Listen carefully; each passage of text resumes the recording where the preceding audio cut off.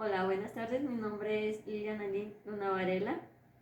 El día de hoy les voy a impartir el tema de historia del derecho penitenciario en Aguascalientes. Empieza desde 1903. El gobierno de Porfirio Díaz encabezó una comisión que tenía por objeto revisar el Código Penal de 1871, el cual fue entregado hasta el año de 1912. El movimiento revolucionario no fue aprobado. Las modificaciones se limitaban para adaptar algunos movimientos del código. Concluida la etapa revolucionaria, tras la emisión de una nueva Carta Magna, la Constitución de 1917, la necesidad de nuevas instituciones se reflejó en el ámbito del derecho penal, haciéndose patente una vez más la exigencia de crear una nueva legislación punitiva. Fue hasta el año de 1925 cuando el presidente, en aquel entonces Plutarco Elías Calles, designó una nueva comisión que se encargase de la revisión del anterior código y la elaboración de uno más acorde a las necesidades sociales del país. Los trabajos de la comisión terminaron en 1929.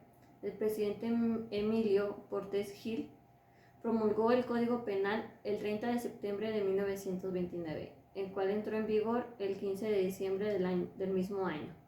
En 1929, Código Almaraz fue uno de los primeros cuerpos de leyes que inicia la lucha consciente contra el delito a base de defensa social e individualización de sanciones.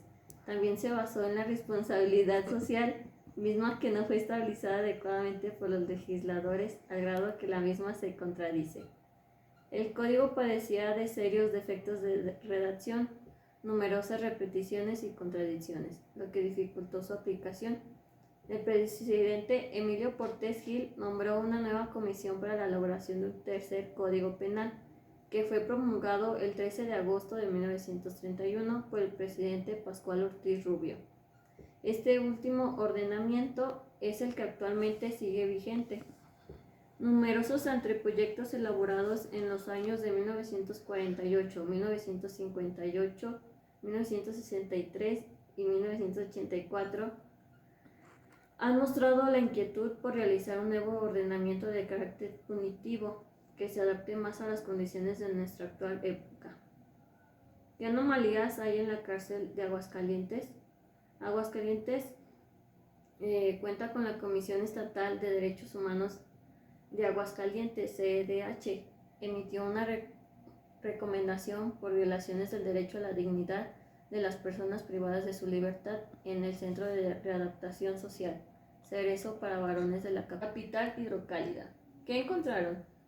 Hasta 15 internos por celda en uno de los bloques del Cerezo, cuando el estándar internacional máximo es de 5. Falta de agua potable, la comida no estaba en buen estado y se servía cantidad insuficiente. Revisiones impropias de los custodios a los familiares de los internos en días de visita, goteras y faltas de mantenimiento en las instalaciones, baños y regaderas en mal estado, no se proporcionó uniformes nuevos a los internos, los que han exigido a pesar de que los que usan están en mal estado. Los internos del bloque de máxima seguridad son esposados de pies y manos cuando se les traslada a diligencias.